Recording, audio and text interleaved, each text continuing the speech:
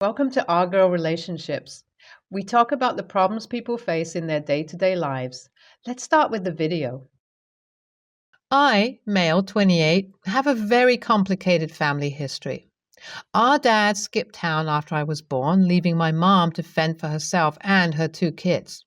I am the younger of two brothers, and my sibling, Dan, male 34, was turned into the man of the house a lot earlier than he should have been.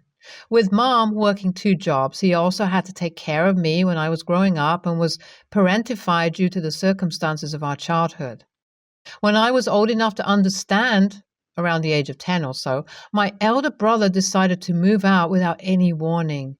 He left a note saying that he wasn't meant to carry people and that he wanted a better life for himself.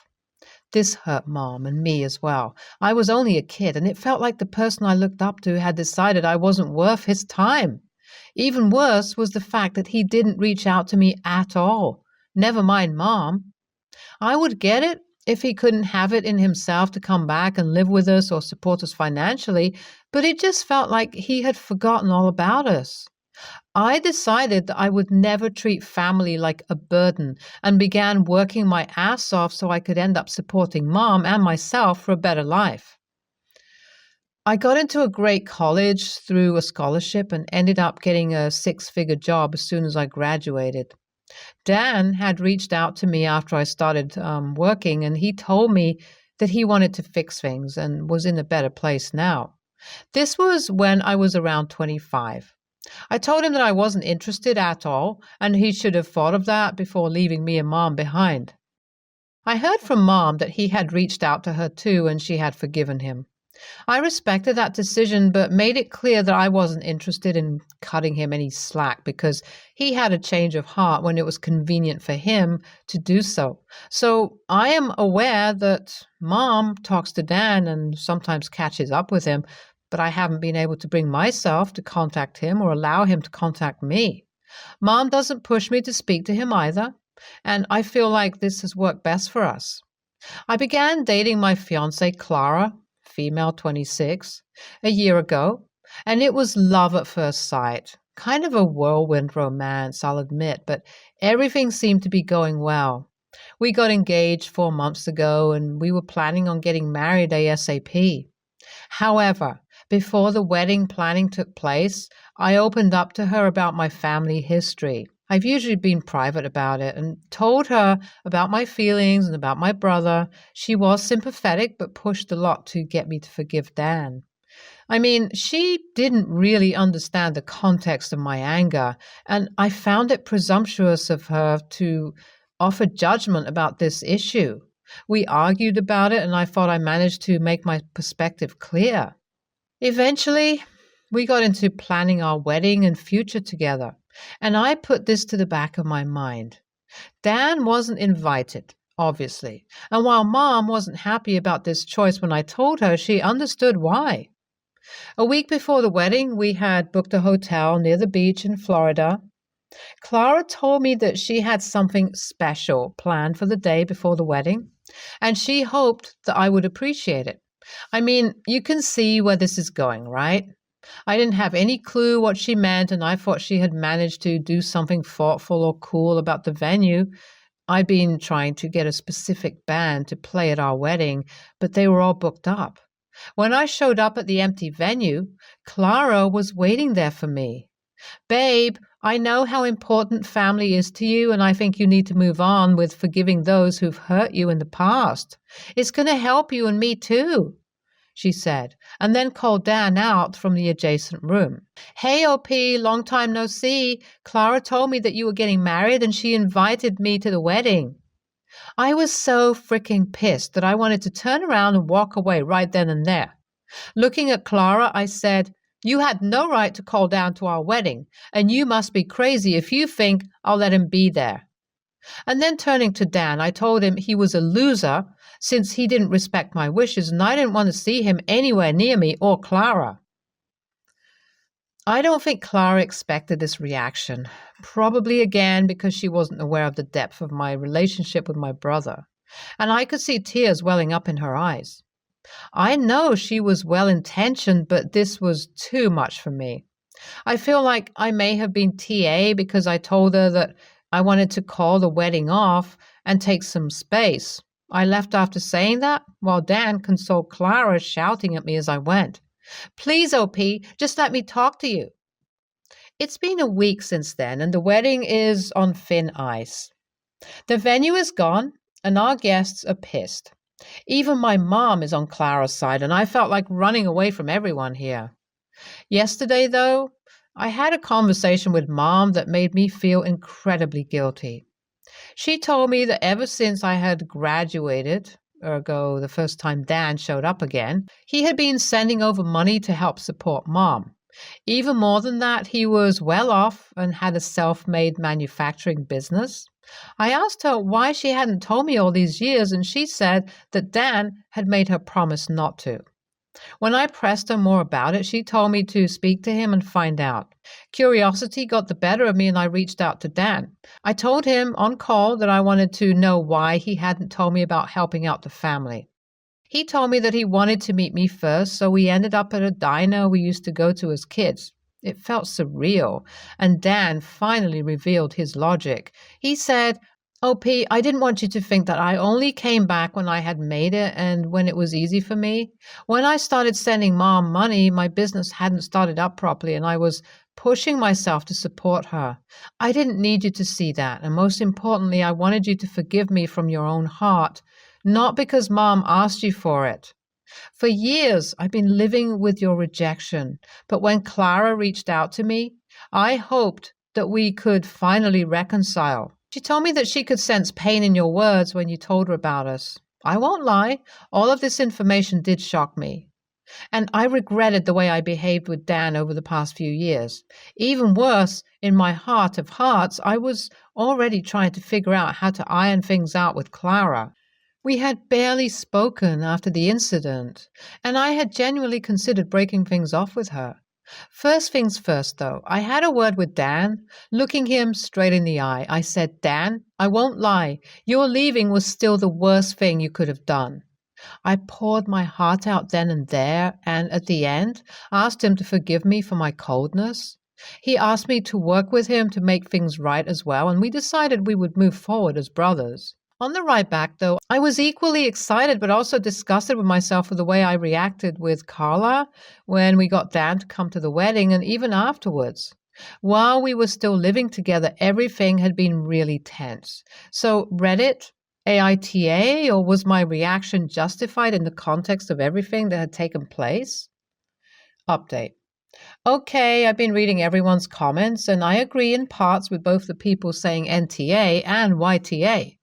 Most importantly, I've had a calm, open-minded conversation with Carla, where I have tried to explain to her that even though I have now resolved things with Dan, it wasn't the best idea to call him to the wedding like that.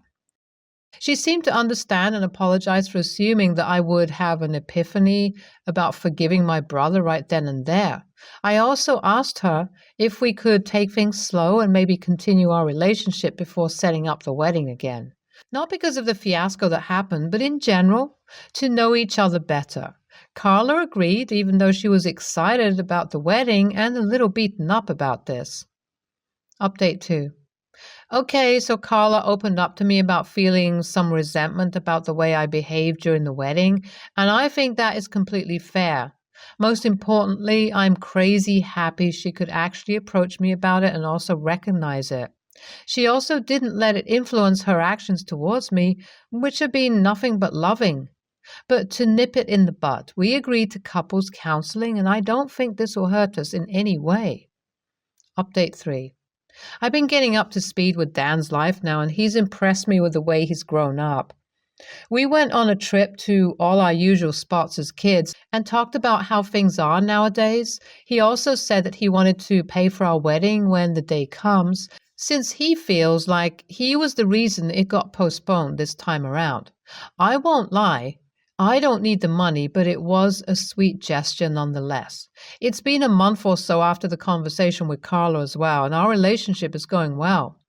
We even have had a trip with Mom and Dan, and it genuinely felt wholesome. From what I can make out, all our past problems have been forgiven and we're ready to move forwards. Although I can see your side, OP, you're still TA. While Carla was out of bounds, you should have the foresight to realize that she didn't mean any harm. I mean, I also get calling off the wedding, but the fact that you were so cold and mean for a whole week afterwards is also really bad. NTA, and although I don't understand why you took so long to forgive your brother, it's not my place to force it. I don't get all the other comments saying you should have been nicer since Carla was well intentioned. She did cause you to hurt no matter what. Although I am glad to see both of you dealing with it like mature adults and not letting your relationship crash and burn. Next story. I, female 27, am engaged to my fiance, male 45, and we plan to get married in July. I have 2 kids with my late husband. My soon-to-be mother-in-law, who I will refer to as mother-in-law, does not know this full context as I am a private person and am not overly close with her. He passed when I was 23, and I really only discuss his passing once I am incredibly close with someone. I have only spoken to mother-in-law at a handful of holidays and never had a conversation that extended far beyond the basics. Now, to get into this, we recently hosted our first Thanksgiving. I felt very accomplished and was excited to share this moment with my soon-to-be family. The only issue being that I had totally forgotten the mashed potatoes, which seemed to have mother-in-law in a very pissy mood. Thankfully, fiance's sister offered to go to the store to buy some instant mashed potatoes, to which I was very grateful. She asked me to check in on her youngest daughter, who was in an upstairs bedroom with my kids and had been very quiet recently. Moms of Reddit know this is never a good thing. I, of course, agree. I go to check on them and find them fully engrossed in Encanto. Left sitting at the table downstairs were my soon-to-be mother-in-law, father-in-law, brother-in-law, fiancé, and most importantly, sister-in-law's oldest daughter, female 15. As I make my way downstairs, I do note the silence at the table, but don't think much of it. After the dinner, however, while everyone is leaving, sister-in-law's oldest daughter pulls me aside and asks to speak to me. I ask her if everything is okay, and she explains that while I was gone, mother-in-law made a comment, something to the note of how she didn't get why a fiancé would get with someone who is already used up, and that running around with someone like that would ruin his reputation among men, along with another comment that she said she wasn't comfortable repeating. She said she wouldn't have felt right if she hadn't told me. I thanked her profusely, honestly completely in shock at what I had just heard. Mother-in-law had already left at this point. I am a very confrontational person because I believe it gets drama over with. I called her and asked her if it was true, and she got really quiet before admitting that it was.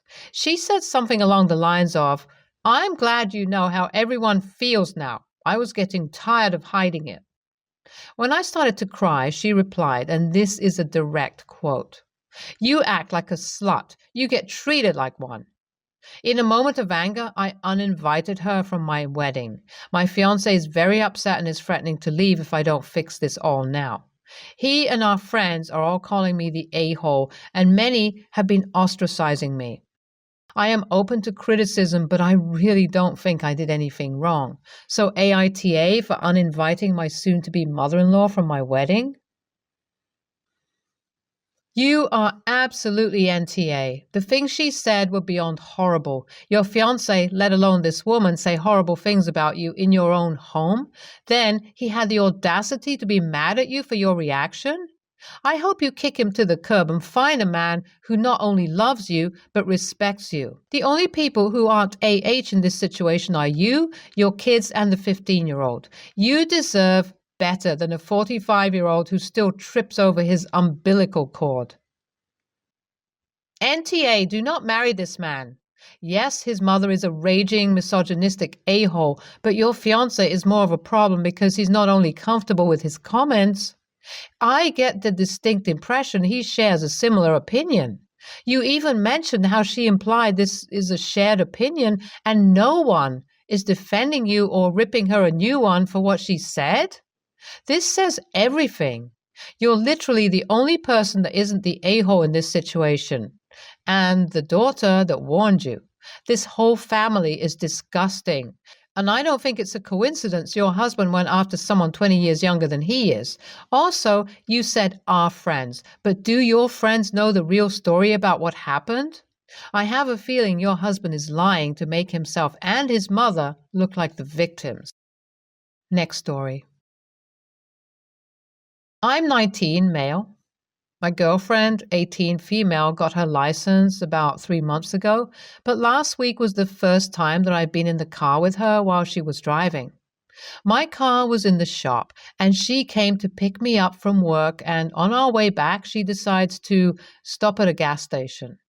We pull up to the machine. She looks at me funny for a moment, doesn't say anything, and then gets out of the car and starts pumping her gas. I ask her what the funny look was, and she says, "Really? How do I have a man in the car and I'm the one pumping gas? Because it's your car and you're the one driving." She says, "Wow, and you're not even a little bit embarrassed watching your girlfriend pump gas in the cold while you're sitting in the nice warm car listening to music?" I say, "No, I was actually quite comfortable, and if I wasn't here, wouldn't you have to pump the gas by yourself anyway?" She says, "But that's the point. You're here. A woman should never pump gas while a man's in the car.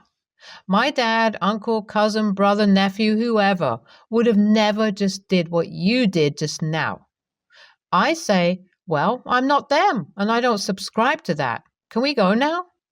Mind you, the whole time we're having this conversation, she hasn't even started the car. The gas station is filling up with cars, and she literally is hogging a machine. She says, "I'm not moving until you apologize." To make it even worse, the guy waiting in the car behind us walks over and politely taps on the window and says, "Hey, sorry, are you guys leaving or..."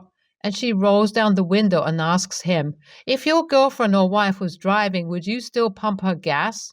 He says, Probably." And she looks at me in victory, and we finally move. She says, "Seriously? Don't ever do that again." I probably should have let it go, but I couldn't. "No, if we're in your car and you're driving, you're pumping the gas." She starts going off again until I can't take it anymore. I get out and start walking down side streets to a friend's place.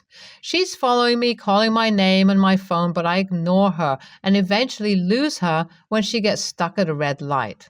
Since last Friday, I've been getting all sorts of angry messages and texts from her friends about how I'm not a real man for not pumping gas, and even my friends were telling me, "Yeah, man, you should always pump the girl's gas. It's just principle."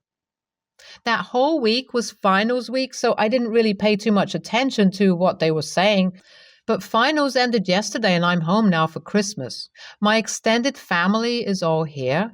So I decided to ask them if a guy should always pump gas for the girl. I'm confused because all the men are saying yes, but all the women are saying that while they appreciate the men doing it, they can also do it by themselves, even when a man is in the car. They're all still arguing downstairs, and it's getting pretty heated, so I decided to write to you guys to ask AITA, and should I apologize? NTA, you guys have two different expectations, which isn't in itself a problem. You pump the gas, she pumps the gas, who cares really? To each their own. However, how she treated you during this clash of expectations is a huge problem. She had an expectation of you that she didn't communicate, and instead of communicating that expectation and having a kind conversation about it, she pretty much just attacked you. That's not okay. NTA, it's like a sexist chivalry thing, like only holding doors open for women or walking on the side of the sidewalk closer to traffic.